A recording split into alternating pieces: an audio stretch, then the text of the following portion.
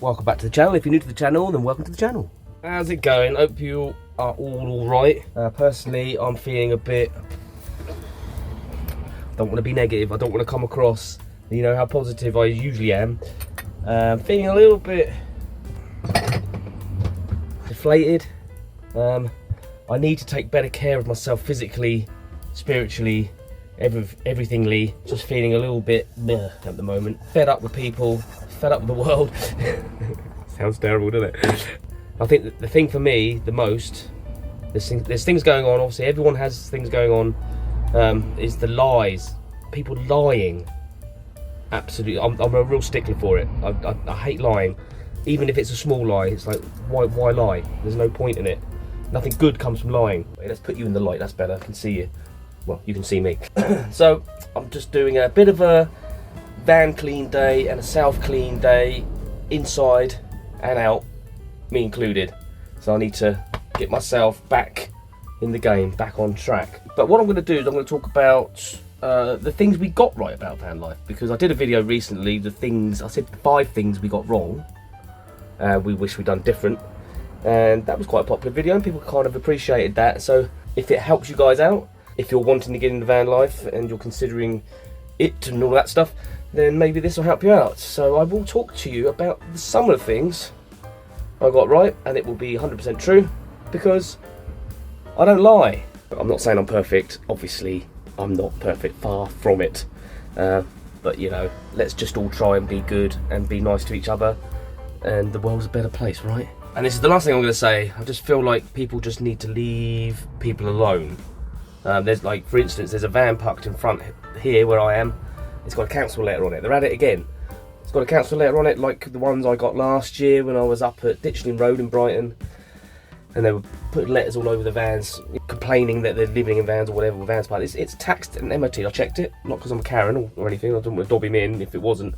But just to check, it's taxed and MOT'd and parked on a public highway. Leave him alone. He's not doing anything. It doesn't even look like anyone's living in it anyway. It just looks like it's parked. You know, it's been there a while, fine, but it's quite legal. So leave him alone. Okay, that's it. No more rants. That's it. I'm not ranting anymore. So we're going to talk about the things I got right, we got right going into van life, and whether we think it's still the right thing to have done in the first place. Alright, the number one thing, and probably one of the most important things if you are considering van life itself, living in a van, or even part-time living in a van, whatever, is the actual van itself. There's so many options, obviously. You can have panel vans, you can have micro campers, you can have full-on motorhomes, there's A classes, there's, I don't know what this is it a D?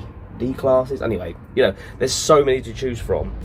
Also depends on your license as well, and what weight category you can drive up to. That's a whole different situation.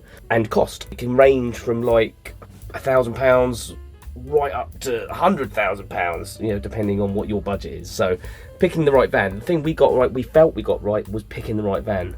We only looked at a few. We decided we wanted a motorhome straight away. We did look at some panel vans. We're like, no, they're just going to be too small for us.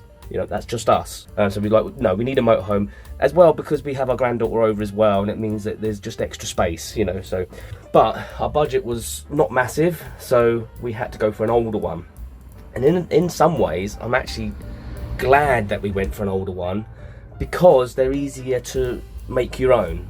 More modern ones, they're all like kind of plasticky molded, and you know, the older ones, it's all made of wood, you know, and you can paint it and you can chop things around, and because they are old, they probably need it. So gutting them out and rebuilding them isn't so much of a hassle, or a worry, or an anxiety. So even though this is an old motorhome, 36 years old, it's not the most economical, but they're not anyway, good big vehicles.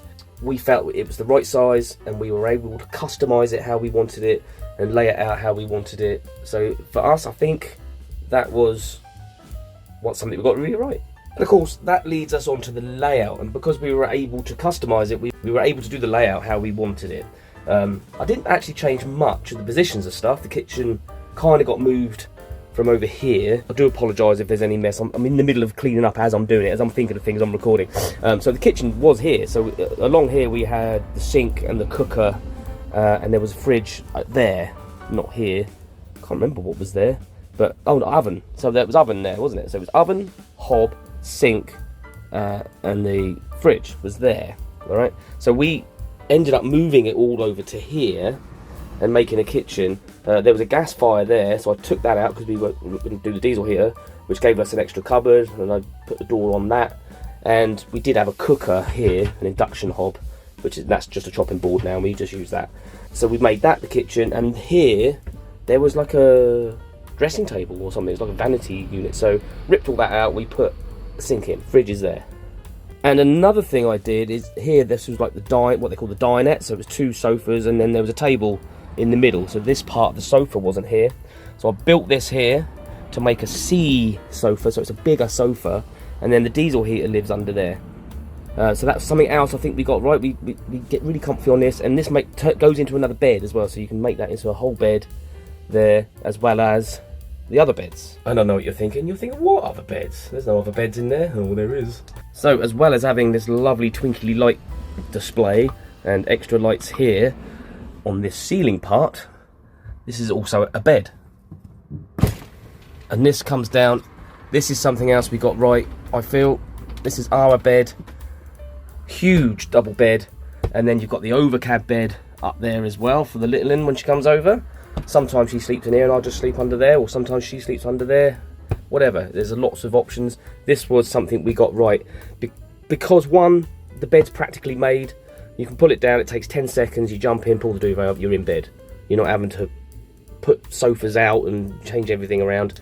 And just a push of a button, and then she goes away for the day. And there we go. The other thing we felt we got right, and this is just for us, this is just for our situation, was the full-size sink and drainer. Tracy likes to cook, which is why we got worktops. That was another thing we did on purpose. Big worktop down there, lots of space so she can put plates and pots. And over here there's a work area as well. So for the size of the van, we got quite a lot of work surface, which is really handy and works really well for us. And the sink as well for washing up, and having the shower attachment thingy in the, whatever, it's a proper household kitchen set up there. Another thing we feel we got right, big bathroom setup. So we got a full-size shower, toilet, and we've got another basin in here so you can wash your teeth and all that kind of thing. We are going to change this around a little bit in here, but there's also a wardrobe behind there, and it's got a door so you can shut it off, and so you can go in there, use the facilities. There's just enough room in there to move around, get changed and all that kind of thing without it encroaching on the rest of the van. So even though T-Bone has seen me naked on several occasions, she doesn't have to look at me when I get out of the shower. And then there's the obvious things like Max Air fan, brilliant. Can't recommend them enough. I actually want to put another one in at some point, but that is absolutely brilliant.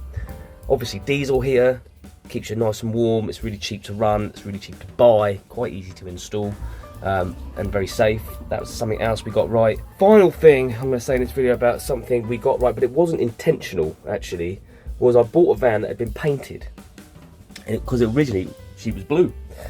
I've painted it white, but what I mean by it was a right thing is these vans are old. They're like got an aluminium skin on them, which perishes with age. Obviously, they get tiny little holes in, and they do get lots of leaks. It's like if you've ever watched Harley's videos when we renovated her van. Hers wasn't a painted van, and it was rotten, and we had to rip most of it apart and rebuild.